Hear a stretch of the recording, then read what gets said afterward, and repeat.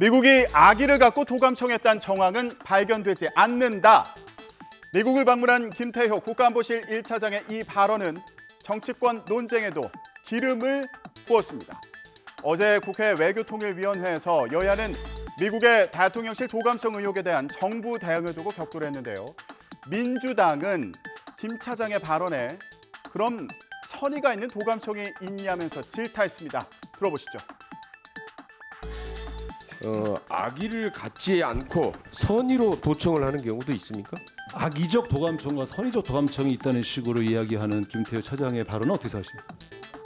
거기에 대해서는 제가 논평할 입장에 있지 않습니다. 저는요, 미국으로부터 도감청을 당한 나라가, 대통령실이 뚫린 나라가 항의 요청 못하고 마치 그 사실을 축소하기에 급급하고 은폐하려고 한다고 보일 때 대한민국 국민들 어디 가서 자존심을 얘기할 수 있겠습니까? 민주당은 도감청 의혹에 대한 정부의 대응을 따져 물었고, 한편에서는 피해자가 가해자를 변호하는 꼴이다, 이런 지적이 나오기도 했습니다. 한미 정상회담은 시작도 하지 않았고 아직 미국 가지도 않았는데 지금 코뼈가 부러졌어요. 정부 측에서 대부분 위조라 문제가 없다 이런 식으로 피해자가 가해자 변호를 해주고 있습니다. 그래서 국민의힘은 일부 내용이 위조됐다는 대통령실의 발표에 힘을 실으며 사실관계 확인이 우선이라고 주장했고요. 대통령실 이전으로 도감청에 취약해진 거 아니냐는 야당의 주장도 반박했습니다. 우선 이 사안에 대해서는 우리 대통령실이 공식적인 입장을 발표했습니다. 한미 양국 국방장관이 분명히 해당 문건의 상당수가 위조됐다, 이게 날조됐다, 이렇게 발표를 했습니다. 그리고 자꾸 대통령실 이전을 갖다 보시는데, 용산 대통령실은 군사시설이었습니다. 과거 청와대보다도 훨씬 강화된 도감청 방지 시스템이 구축해서 운영 중에 있다고도 발표를 했습니다. 유승환 국가안보실장도 문건 내용이 완전히 사실과 다르다고 얘기를 했습니다.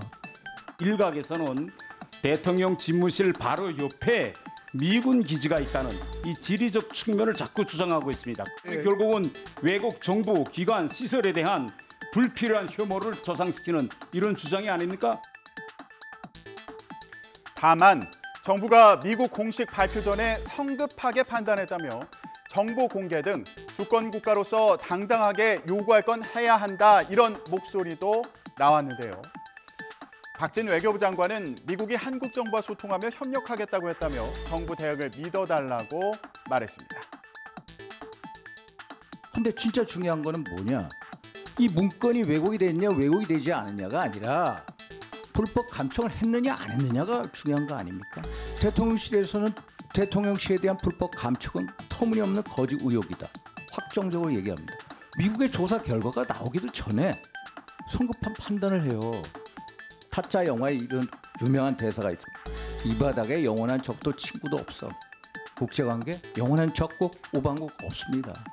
한미 간의 대등한 동맹으로서 논의하지 못할 것은 없습니다. 한미 간에 강력한 신뢰가 있기 때문에 결과에 따라서 합당한 조치를 취할 필요가 있다.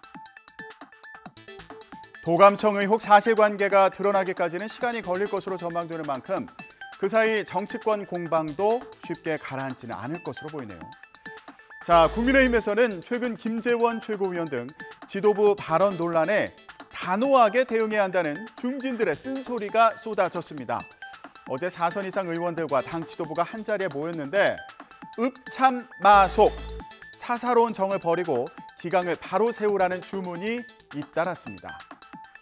전광훈 사랑제일교회 목사와 명확하게 선을 그어야 한다는 목소리도 나왔습니다.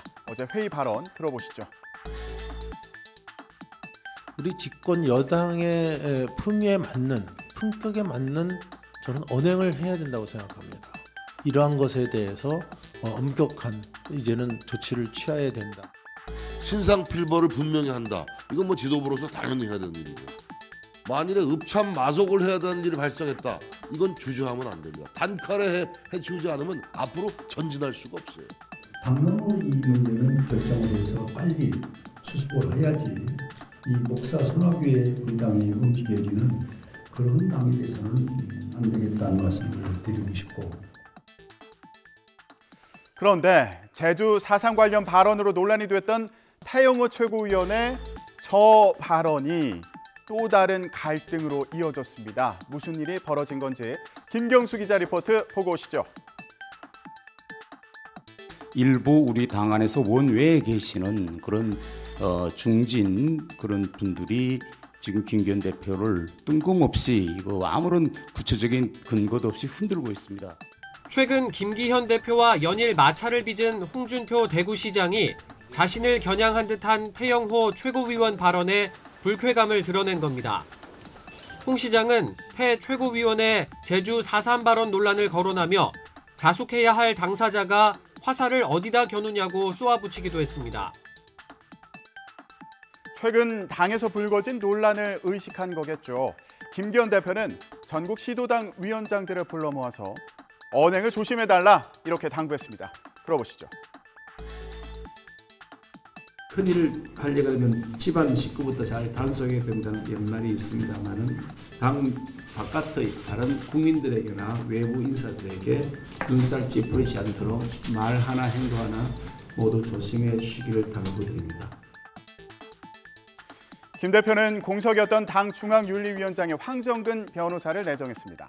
이준석 전 대표 효력정지 가처분 신청 사건과 검수완박 관련 헌법재판에서 국민의힘 측의 대리인을 맡았습니다. 자, 새로운 윤리위의 안건 1호가 뭐가 될지 관심을 받고 있는데요. 전광훈 목사 관련 발언 등으로 논란이 된 김재원 최고위원 징계 여부를 검토할 거라는 전망이 나오고 있습니다. 국회에서는 오늘 윤석열 대통령이 거부권을 행사한 양곡관리법이 다시 표결에 붙여질지 관심입니다. 양곡관리법뿐 아니라 간호법 제정안, 또 의료법 개정안 등 쟁점 법안 처리를 두고 여야 합의가 무산돼 상정 여부가 확정되지 않은 건데요. 거부권을 행사하셨는데 매우 좀 유감이고 아쉽습니다. 국회 법과 또 헌법의 정신에 따라서 저희 표결은 불가피하다고 생각이 듭니다. 직회부가 이렇게 계속 늘어나고 또 그 제2요구권을 행사하고 이런 그 모습들이 힘든 국민들한테 얼마나 불편을 줄지 걱정이 많이 됩니다. 제대로 여야가 합의해서 국민 70~80%가 그만하면 됐다 할 정도의 합의안을 만들어낼 수 있도록 정치적으로 더 많이 대화하고 소통했으면 좋겠습니다. 여야 입장 차이가 큰 가운데 김진표 국회의장이 이 법안들을 본회의에 상정할지 관심인데요. 앞으로도 민주당이 법안 처리를 강행하고 대통령이 거부하는 상황이 반복될지 주목됩니다. 지금까지 전국 브리핑이었습니다.